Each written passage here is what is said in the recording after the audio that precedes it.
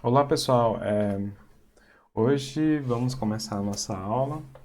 Essa é o primeiro vídeo da nossa disciplina, né? E essa parte né, essa é a parte da conteúdo de lógica. Nessa aula eu vou falar de sentença, apresentação simbólica, tautologia e contradição. No comecinho eu vou só apresentar a disciplina, falar um pouco como que a disciplina é, né?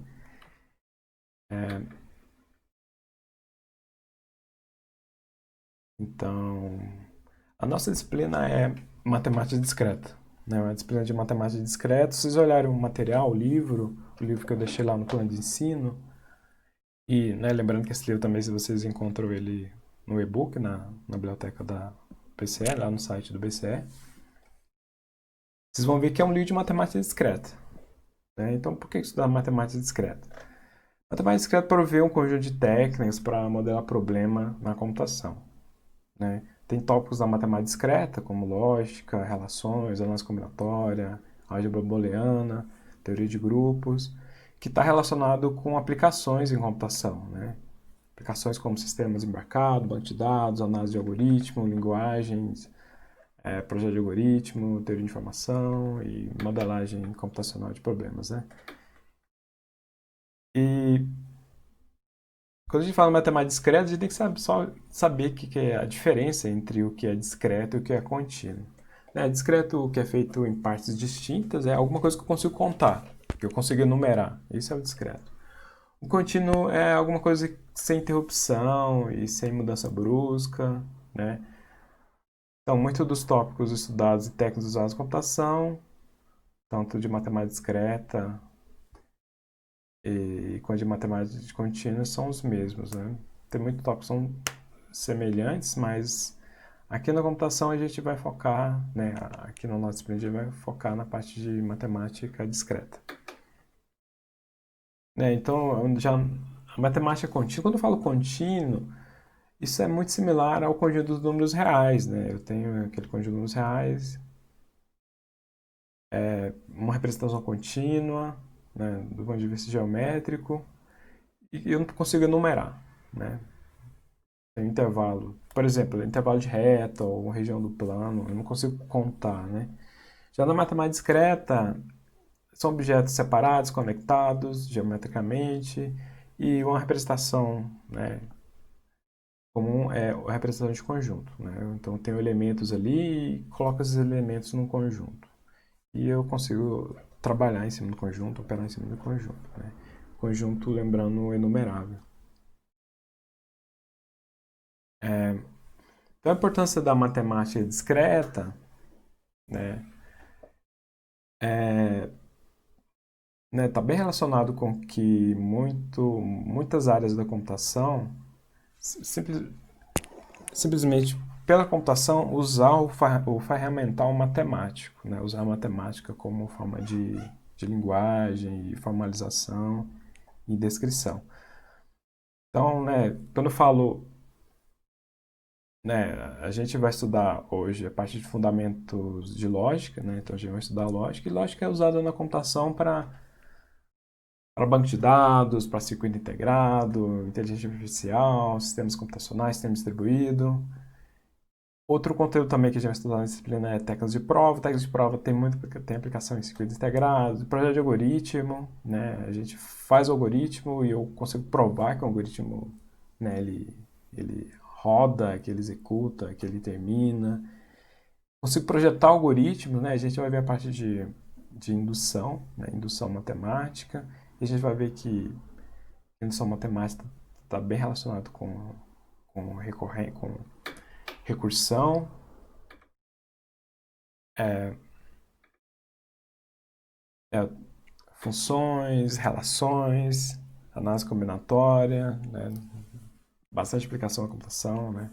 Projeto de algoritmos, sistema distribuído, otimização, grafos também, que é uma estrutura, né? Que tem muita aplicação também, banco de dados com integrado, inteligência artificial, otimização. Então, tudo isso aqui, né, são tópicos dessa disciplina e que tem bastante aplicação na computação. Aqui Um exemplo de aplicação, o próprio modelo computacional, né? Imagine só, a gente trabalha muito com algoritmo, né? Muitas vezes bem relacionado com programação, mas eu quero trabalhar isso no campo teórico.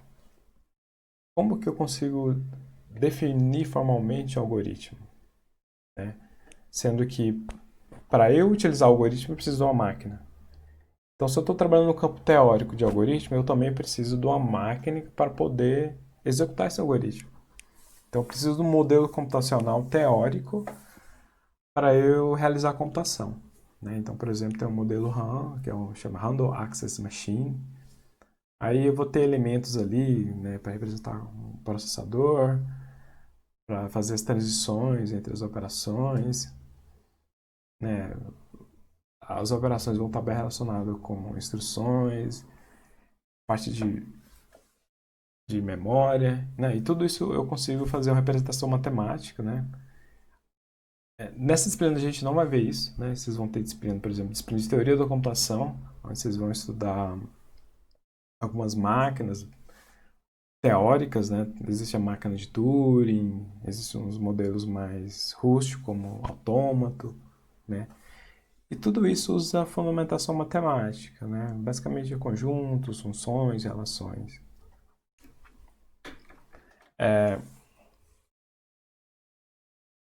E isso é modelagem matemática, né? Então, é um conjunto de conceitos, né, que traz coesão a princípios e técnicas. Aqui eu tenho princípios e técnicas como algo do mundo real, né? E eu quero usar o formalismo matemático, né?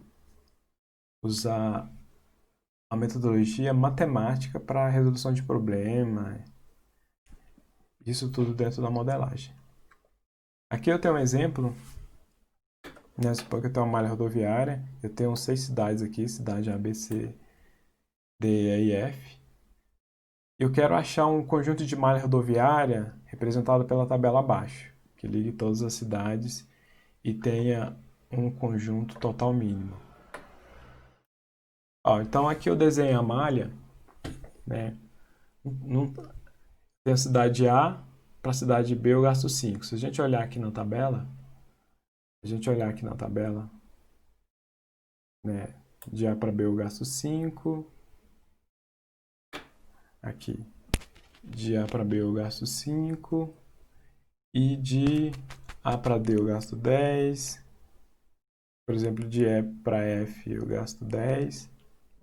Eu fiz esse desenho aqui, não está muito fiel às proporções, né? Por exemplo, de E a F eu estou gastando 10 e de E a D eu gasto 20.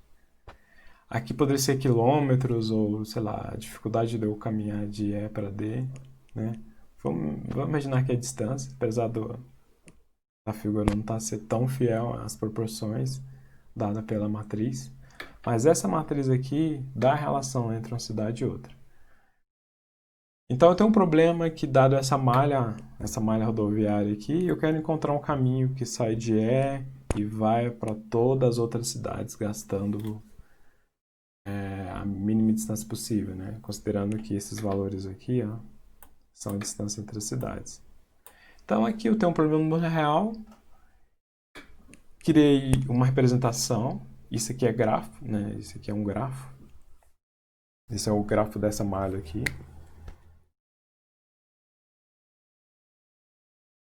Esse aqui é um grafo. É um grafo. E esse grafo aqui veio dessa representação aqui também, que aqui a gente chama de relações. Eu tenho relações. E nessa relação, né, eu poderia também aproveitar isso aqui como estrutura para eu armazenar essa relação aqui descrita nesse grafo. Poderia usar uma estrutura, né? Você pode ver que isso aqui é simplesmente uma matriz. Tá, então do ponto de vista teórico, eu poderia criar essas relações e operar em cima das relações, estudar, por exemplo, algoritmo, qual algoritmo que eu vou utilizar para encontrar o caminho mínimo entre essas cidades, né? E do ponto de vista prático, eu vou estudar isso aqui como estrutura, né? Uma estrutura de dados para armazenar essas relações.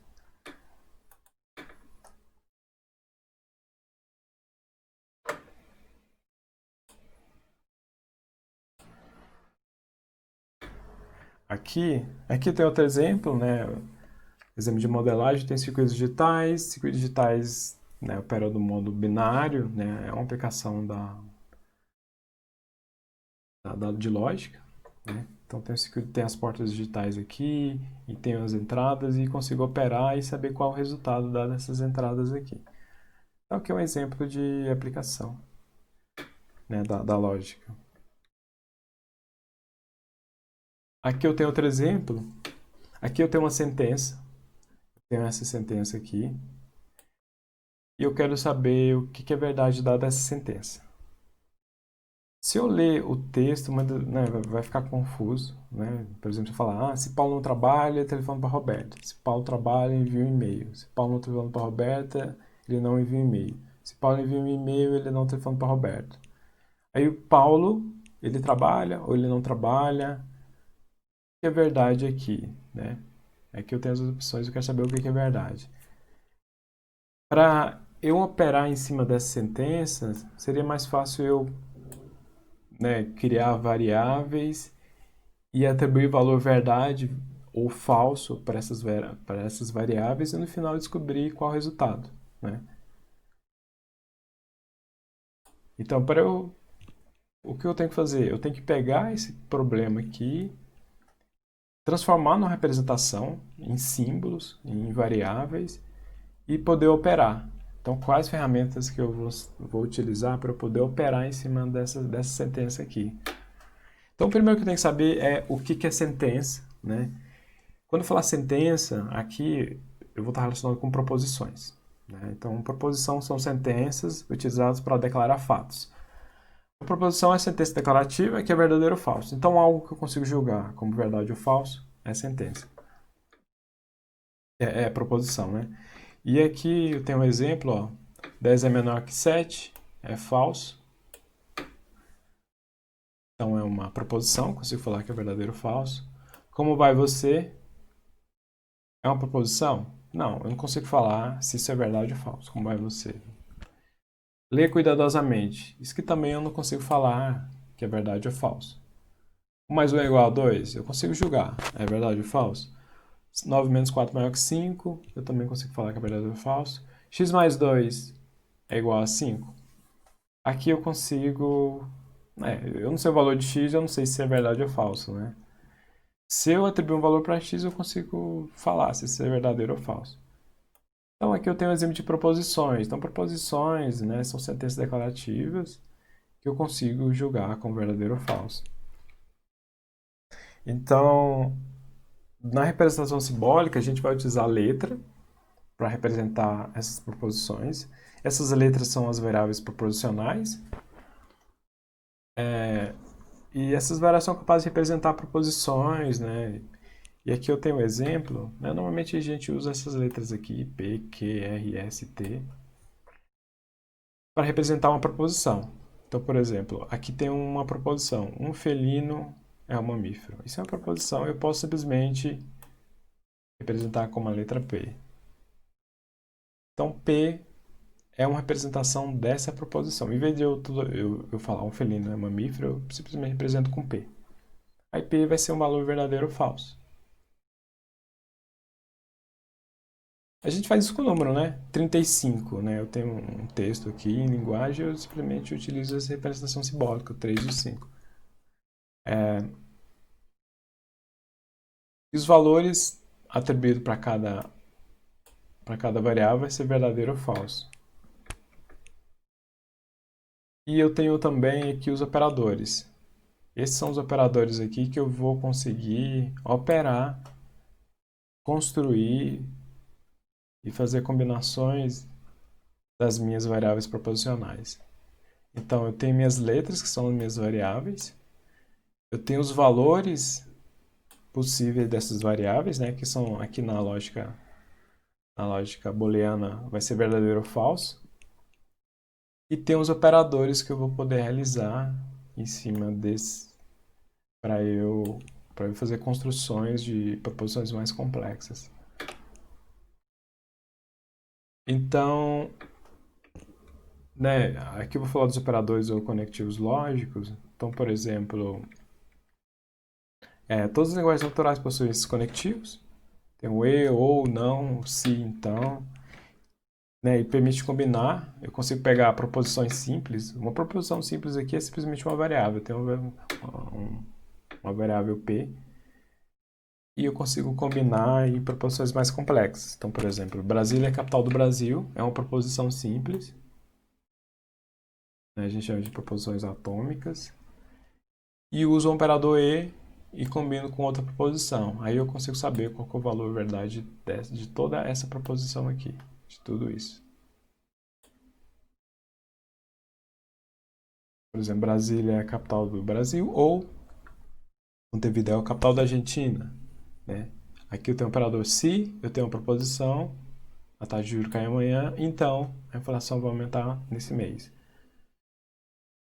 E eu tenho um operador não, que também eu vou conseguir operar em cima de proposição. Então, simplesmente eu vou negar o valor que vai estar relacionado à proposição, né? Então, não haverá sessão da meia-noite hoje no cinema. Lembrando que isso aqui é uma proposição, né? Então, proposições que não podem ser decompostas em proposições menores são chamadas de proposições atômicas. E, né, nesse exemplo aqui é o que está em colchete. E o valor verdade de uma proposição composta depende do valor verdade das proposições atômicas e da maneira como elas foram conectadas. Então, vai depender do conector, né? Para eu saber se toda essa sentença aqui é verdade ou falsa, vai depender de como ela é combinada e qual o resultado da operação aqui, que eu vou estar relacionado entre as variáveis proposicionais. Então, aqui eu vou mostrar as operações. A primeira é a operação de negação. Né? A negação é um operador unário. Significa que eu vou aplicar em apenas uma variável proposicional. E ele simplesmente vai inverter o valor verdade da proposição. Então, seja P uma proposição, eu tenho P aqui uma proposição, a negação de P é não P. Né? Vai ser esse símbolo aqui. Esse aqui é não P. E aqui eu também tenho a tabela verdade. Aqui eu tenho a variável P e aqui eu tenho os valores possíveis. Né? Vai ser verdade ou vai ser falso. Então, dado uma variável P, eu tenho os valores possíveis com verdade ou falso. Eu apliquei o operador não P é falso, considerando que nessa linha aqui está o valor atribuído a ela. Né? Então, se P for falso, não P é verdadeiro. Né? Então, simples, eu tenho um operador negação. Aqui eu vou falar dos operadores. Né? Aqui mais um exemplo de do operador negação. Então, como exemplo, ou seja, P é uma proposição definida como... E aqui eu tenho a definição das proposições. Então, aqui eu vou falar que a variável P é essa proposição. E a proposição é um gato, é um felino. Quando eu falar não P, eu estou falando que um gato não é felino. Eu estou negando, né? Então, por exemplo, 2 mais 4 é maior ou igual a 6. Essa é uma proposição. Né? 2 mais 4 é maior ou igual a 6. É alguma coisa que eu consigo falar que é verdadeiro ou falso, né? Tem uma desigualdade aqui, eu consigo falar que essa desigualdade é verdadeira ou falsa. E eu chamei essa desigualdade de P. Eu dei eu atribuí um símbolo para representar essa proposição. Quando eu descrever como não P, seria como eu falar que 2 mais 4 é menor que 6. Preste atenção aqui, que aqui, quando eu falo maior ou igual, a negação é menor, né? Então, se eu tenho uma proposição de desigualdade, ela é maior ou igual, a negação vai ser o menor. E da mesma forma, se eu tiver o menor ou igual, a negação vai ser o maior. Da mesma forma, se eu tiver o maior, a negação do maior vai ser o menor ou igual. Né? Aqui outro exemplo, ó, há 10 bolas numa caixa. Isso aqui é uma proposição, eu consigo falar se isso é verdade ou não. Se eu negar, eu simplesmente vou falar não há 10 bolas numa caixa. Outra operação, a operação de conjunção, que é o nosso operador E. Né? Então, seja duas variáveis proposicionais P e Q. Então, tem essas variáveis aqui, P e Q. A conjunção de P e Q é denotada por P e Q. Né? Esse operador aqui é o E lógico. E a conjunção, né? Então, quando eu falar conjunção, na verdade, eu estou me referindo ao operador E. Então, P e Q tem valor verdadeiro quando ambos forem verdadeiros. Então, aqui eu vejo a tabela verdade. Aqui eu tenho a variável P, e aqui eu tenho a variável Q, e aqui eu tenho os valores verdade para cada uma dessas variáveis. Então, quando P for verdadeiro e Q for verdadeiro, P e Q é verdadeiro. Quando P for verdadeiro e Q for falso, P e Q dá falso. E assim eu tenho a operação E. Então veja que ela vai ser verdadeira só se as duas variáveis da operação forem verdadeiras. Para todo caso é falso, né? Aqui eu tenho a disjunção. A disjunção, né, então seja P e Q proposições, eu tenho essas proposições P e Q. A disjunção vai ser o operador OU, né, o OU lógico. Eu vou ter P ou Q. Então na disjunção P ou Q, vai estar bem relacionado com a tabela verdade aqui. Se eu olhar na tabela verdade, eu tenho as variáveis P, os valores possíveis para P, tenho a variável Q e os valores possíveis para Q. Então, quando P é verdadeiro e Q é verdadeiro, P ou Q é verdadeiro. Agora, se eu olhar esse caso aqui, quando P for falso e Q for falso, falso ou falso dá falso. Então esse é o único caso aqui que vai dar falso. Para todos os outros vai dar verdadeiro. Esse é o operador OU. Aqui eu tenho um operador OU exclusivo, né? Então seja P e Q proposições. Então eu vou ter essa operação aqui, é a proposição de P ou exclusivo Q, né? Então no caso do exclusivo, tem o valor verdade V quando apenas uma das proposições P e Q forem verdadeiro, mas não ambas. Então veja aqui na tabela verdade.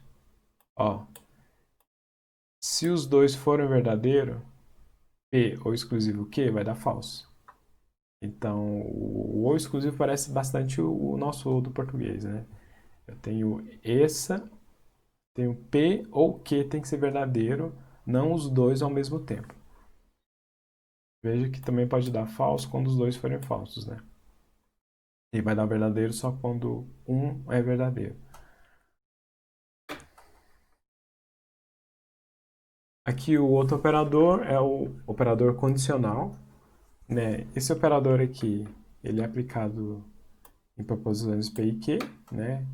Eu tenho que a condição de P e Q é denotada por essa expressão aqui, né? P tem essa setinha aqui, que a gente chama de implicação, né? Então eu falo que P implica em Q, e a gente denota ela como se P, né? Então Q. É bastante, bem relacionado com uma condição, né? Então, numa implicação, P implica em Q tem valor falso quando as proporções P e Q forem verdadeiro e falso, né? Então, vamos olhar aqui na tabela. Vejam que eu tenho as proporções P e Q. Se ambas forem verdadeiro, verdade implica em verdade ou dá verdade. Agora, vejam só. Se eu tenho uma proposição verdadeira e essa verdade implicou, eu cheguei a uma conclusão em algo falso, então a minha proposição é falsa. Se eu tenho algo falso, mas a minha conclusão é verdadeira, a minha proposição ainda é verdade. Se eu tenho alguma coisa falsa e cheguei a uma conclusão falsa, isso é verdade, né? Uma coisa falsa, implicando uma coisa falsa, né? A proposição total em si é verdadeira. Então, a proposição P e Q é uma proposição condicional, só porque para a variável P a gente pode chamar ela de hipótese e Q conclusão. Hoje a gente fala que P é uma condição suficiente e Q é necessário. Vejam que Q é necessário. Vejo que é necessário aqui para a proposição sempre dar verdadeira.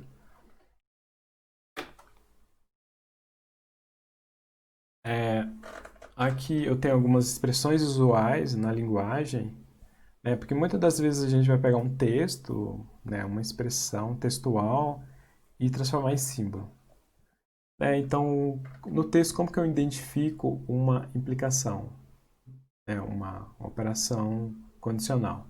Então, vai vai estar escrito mais ou menos assim. Se alguma coisa, né, essa alguma coisa é uma proposição, aqui eu chamei ela de P, então que. Então, se alguma coisa, então uma conclusão que.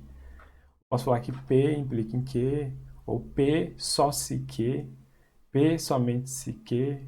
Posso falar que P é condição suficiente para que, ou uma condição necessária para P é que, uma condição suficiente para que é P. Aqui eu tenho mais exemplos, né, de como isso é descrito na linguagem textual, né, como que eu pego uma implicação. Então, eu posso falar se P, então que, se P, vírgula que, né? Então, uma condição necessária para P é que. Então, tudo isso aqui representa uma implicação. Então, o condicional, né? Então, dado o condicional aqui, eu falo que P é uma condição suficiente para Q. Da mesma forma, eu falo que Q é uma condição necessária para P. Então, vamos ver essa correspondência aqui, ver se o exemplo se esclarece isso. Por exemplo, João é mineiro. João mineiro é uma proposição e eu chamei essa proposição de P. Eu tenho uma outra proposição falando que João é brasileiro. João brasileiro é uma proposição e chamei essa proposição de que. Então, se P, então que. O que significa isso? Eu estou falando se João é mineiro, então João é brasileiro. Vejam só. Agora eu vou atribuir valores verdades para P e Q. Né? Veja que P é uma condição suficiente. Né? Então, João não precisa ser mineiro para ser brasileiro. Né? Ele poderia ser paulista, né, por exemplo. Né? Então, ou seja, é suficiente que João seja mineiro para que ele possa ser brasileiro, mas não necessário. Né? Da mesma forma, vejam que João ser brasileiro é condição necessária. Né? Então, João não pode ser mineiro sem ser brasileiro. Então, aqui nesse caso, tem essa condição necessária para toda sentença, para a implicação ser verdadeira. Essa implicação aqui. Então, é necessário que João seja brasileiro para que ele possa ser mineiro. Então, esse é um exemplo da operação de implicação, mas aqui a gente vai trabalhar com essa tabela verdade aqui, né? Então, é importante a gente entender o operador condicional, mas o que a gente tem que entender é que se eu tenho uma condição verdadeira e cheguei a uma conclusão falsa, então essa proposição, essa implicação vai ser falsa. Para todos os outros casos é verdadeiro.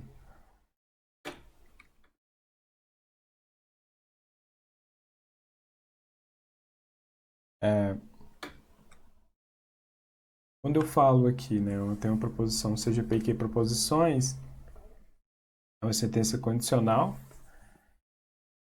e uma outra forma de representar, deixa eu abrir aqui o meu, para eu escrever, eu vou escrever aqui, né, então eu tenho a aplicação, tenho a proposição P, a proposição P implica em Q, né, tem essa proposição aqui, né, aqui eu tenho esse P, aqui a gente vai chamar de hipótese, P a gente vai chamar de hipótese e o Q a gente vai chamar de tese.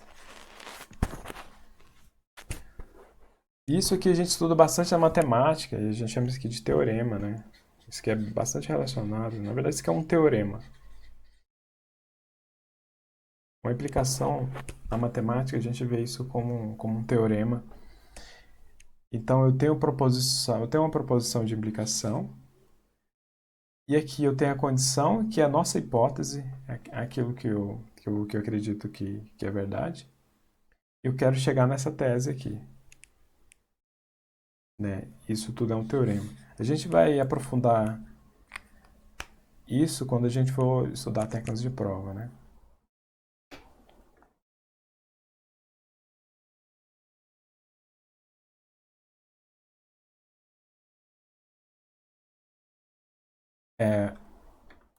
Continuando aqui, o último operador é o operador de bicondicional. O bicondicional, né, é um operador também binário, né? Então, se eu tenho duas proposições P e Q, né, tenho P e Q como proposições, a bicondicional P e Q é denotada por P implica em Q, né? Então, eu tenho uma setinha dupla aqui. E é simples, o bicondicional seria como eu falar que duas proposições são equivalentes. Está bastante relacionado com a equivalência. Então veja, que vai ser verdadeiro quando as duas proposições têm o mesmo valor lógico. Então, P e Q, as duas verdadeiro vai dar verdadeiro. P e Q, as duas falso, então vai dar verdadeiro também. Né? Então, se forem equivalentes, a proposição toda vai dar verdadeiro. Né? Então, aqui, ó, aqui eu tenho uma expressão mais complexa. Eu tenho uma expressão mais complexa aqui. Eu quero saber o valor verdade de toda essa expressão, né? Então, para eu fazer isso, deixa eu desenhar aqui só para ficar mais claro. Então, eu tenho P ou não Q. Tenho P ou não Q. Isso tudo vai implicar em P e Q. Tá vendo? Isso aqui é uma proposição e eu quero saber qual que é o valor, os valores possíveis aqui para essa proposição. Para eu calcular os valores possíveis, eu tenho que... A única forma é eu operar sobre todos os valores possíveis em cima dela, né? Então, para isso, a gente constrói a tabela verdade. Então, vejam aqui na figura, eu tenho a tabela verdade. Aqui eu tenho os valores para P e Q. Então, tenho P e Q e aqui tem todos os valores possíveis. Então, a tabela verdade é algo exaustivo no sentido de eu atribuir todos os valores possíveis para as variáveis proposicionais. Então, se P for verdadeiro, Q for verdadeiro, o não Q, nesse caso aqui, o Q é verdadeiro, o não Q vai dar falso, né? Então, vejam só, aqui eu decompus, peguei essa proposição toda aqui, né, e decompus em operações, né? Eu quero saber qual o valor verdade para não Q, ou qual o valor verdade aqui para P e não Q. Depois, qual o valor verdade para P e Q. Eu atribuo todos os valores possíveis e eu vou preenchendo a tabela verdade. E aqui eu tenho os valores possíveis para essas proposições. Então vejam só que aqui eu tenho os valores possíveis, né? Dado essas atribuições de valor verdade. Então, tabela verdade eu coloco todos os valores possíveis para as proposições e vou operando.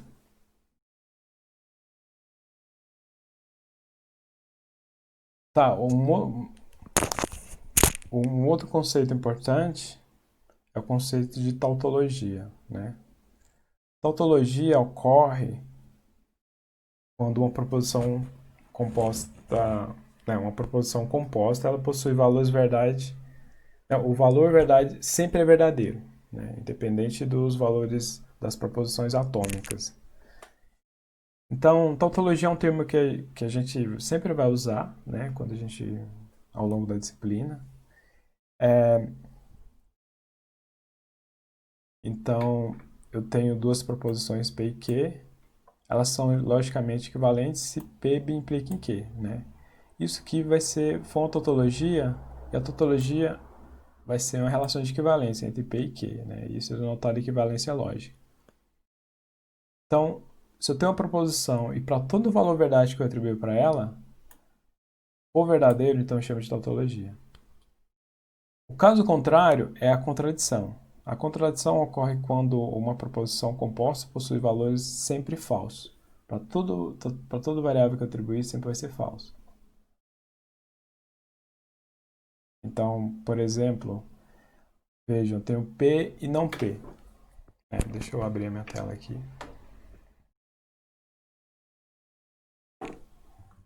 Tenho P e não P.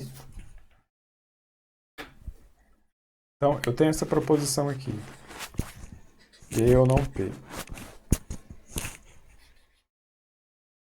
Tenho essa proposição aqui.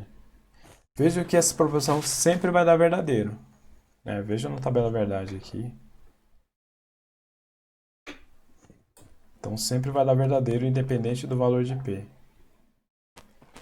Por outro lado, essa proposição P e não P, né, que essa proposição aqui sempre vai dar falso. Então, aqui é uma proposição que sempre vai dar verdadeiro, é uma tautologia. Uma proposição que sempre dá falso é uma contradição.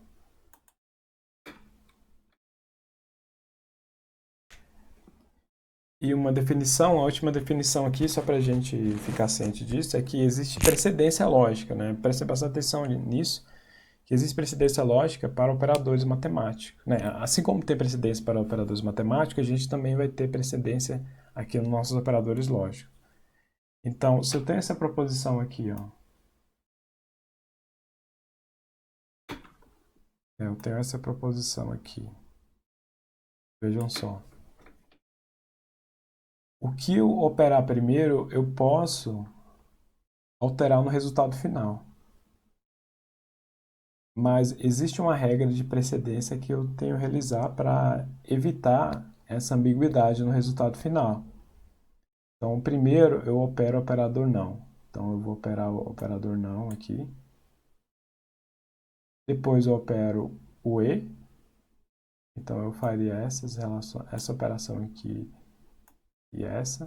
Depois faria o ou o ou exclusivo. Depois a implicação e, por último, a bimplicação. Né? Então, a resposta é... Aqui tem o esquema de parênteses, né? Então, sugiro para vocês, quando escreverem proposições para evitar ambiguidade, coloquem os parênteses corretamente.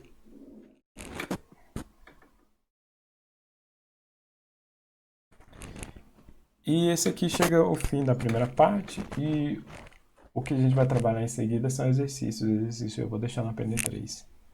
Então, até mais, pessoal. Até a próxima aula.